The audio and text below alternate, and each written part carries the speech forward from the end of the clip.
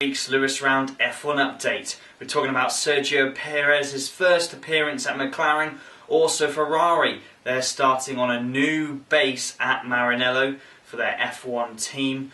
Also, we're talking about Nurburgring. The Nurburgring circuit will be included in this year's F1 season. So don't turn away. All this coming up.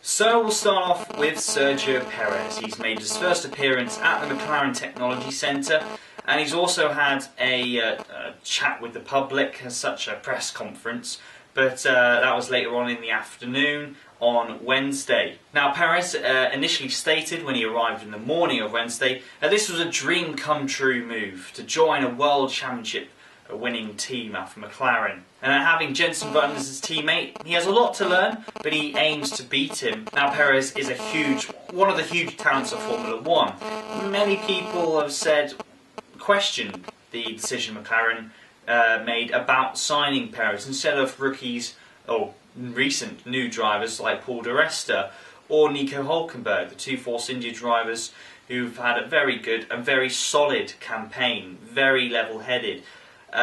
Perez undoubtedly had a great season last year, picked up 3 podiums in a car that many people thought, he's challenging the top teams in a midfield car. Now, in my eyes, Perez is a quick driver, but as last year showed, he still has issues that he needs to amend.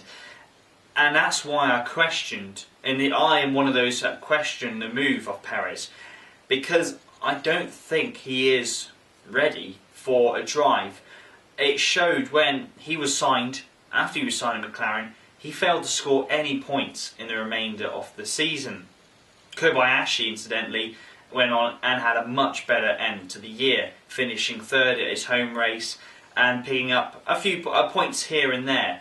But the Sauber car, I think, was generally quick anyway, which was able to, in some races, show off their driving abilities, more than perhaps Paul di Resta had, who I think deserved the McLaren drive. The car Force India gave him wasn't as competitive as Sauber.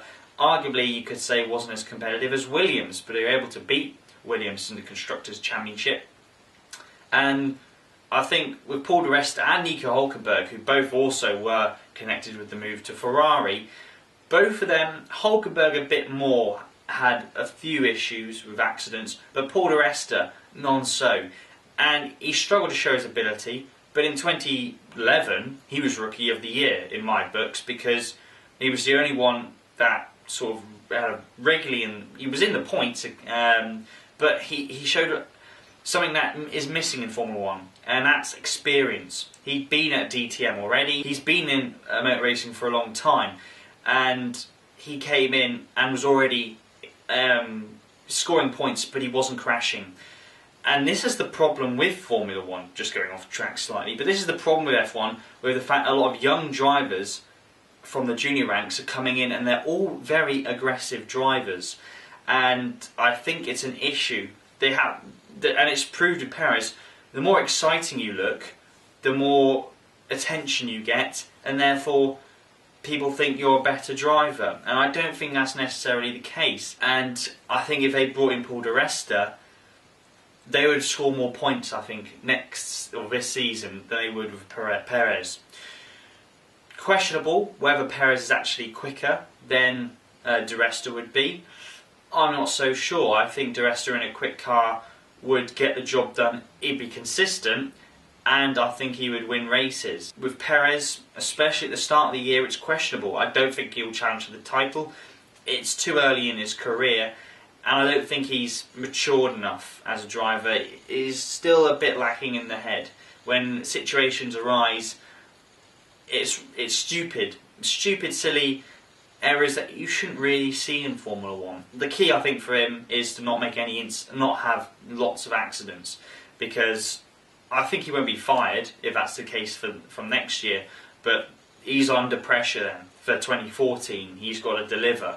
So I think if I was Perez, I'd be, look, right, I didn't have the best end of the year, but but it's a fresh start. Yes, they want to see what I did. They want to see more of what I did in 2012, but the good bits, the bits where I made clean overtaking moves and moved along the field. Hopefully the fact he's gone to McLaren will mature him and make him sort of, right, I've got a huge responsibility here. I don't want to be crashing hit left, right and centre, because there's going to be more spotlight on him now.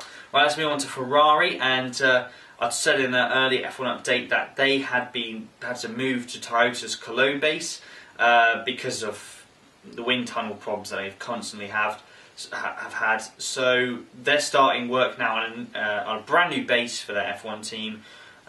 They say it will be built by mid-season. I personally wouldn't be surprised if they don't move there at all this year, and they just stay at Cologne and develop the 2013 Challenger all year. Because of logistical issues, it might prevent development during a crucial time midway through the year. So I think their plan is to move in during the summer break, which then I suppose would be the best time. But if delays occur, then I'm pretty sure they would stay at the Cologne garage the whole time. Ferrari said they're very proud of what they're making here. It's going to be a proper modern wind tunnel, because their wind tunnel and it is quite old now. It's not up to modern F1 standards like the top teams around them with Red Bull, Mercedes and McLaren. So I think this is what they needed to take. They just got to hope, I guess, that the Toyota wind tunnel doesn't give them any problems. I don't think it will. It's quite a modern, very good wind tunnel. Toyota did have the biggest budget in Formula 1 when they were there, so you would think it's a very good system, even though it hasn't been updated, I'm guessing, since 2009. But Ferrari, I'm sure, will do that. And I think Ferrari's hopes this year, they've got to go for the championship and they have to be competitive. I don't think they can have another season like it where they add a car that doesn't work. And Bernie Ecclestone, he has confirmed that he is in talks with the Nurburgring. It looks like now that is very much set in stone, that the German Grand Prix will be hosted at the Nurburgring. Now, since 2008, they have been alternating the circuits from Hockenheim to Nurburgring each year. It used to be both on the same calendar during the golden age of Michael Schumacher's dominance. Whether Hockenheim's going to be able to continue, that'll be we'll have to wait to see for that. But the Nurburgring is a very historic circuit. It's of course the old Nordschleife 14 mile circuit layout it was. It's one of the old-time greats. Even in its modern layout, it's a challenging circuit. I say in Germany it's the best circuit. And finally, Pastor Maldonado says he will not be changing his robust, aggressive style in the 2013 season. Maldonado has been, ever since he joined F1 in 2011, known for aggressive, exciting, but aggressive. Now, he said he's not going to change it because that's the way it shows I'm Venezuelan, that's how we are. I'm not going to change that. He believes that his aggressive style, if he changed, he wouldn't be the same. He wouldn't be as good as he is now. It's the way he is, it's the way he's programmed. Fair enough. I mean, everyone says, I'd rather have a fast driver that didn't know how to race than a driver that didn't crash but wasn't quick. So, because you can sort of learn. You have to have the natural ability to be quick.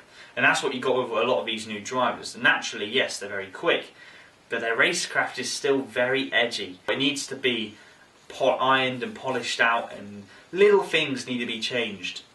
Perhaps not being so emotionally driven, like I'm going to go for it, rather than sitting back and think, I'm not close enough here. And that's the difference. I think if Maldonado can learn from last year, it's little things. But if he doesn't, then it's his own problem then, because it is going to, eventually Williams will say, look here, you haven't improved in the last 3 years. I know you give us 30 million a year, but you're damaging the car, and that's costing us more. If he gets regular podium finishes, with his sponsorship money, I think any top team would be interested in Pastor Maldonado's services. It's just that the silly mistakes that make people think, well, he's quick, but he never gets the results. He had one win, and he hasn't showed any sign of winning since. So I think that's the thing he has to concentrate on. Well, that's it for this week's F1 update. Thank you very much for watching. I'll be back next week for more news. I'll keep you up to date with all the Perez McLaren signing and anything else that comes across, as we are getting close to the winter testing, which is around I think it's the 5th or 6th of February. So yeah, less than a month now. It comes so quickly. So I'll keep you posted on that. But until then, have a great rest of your week.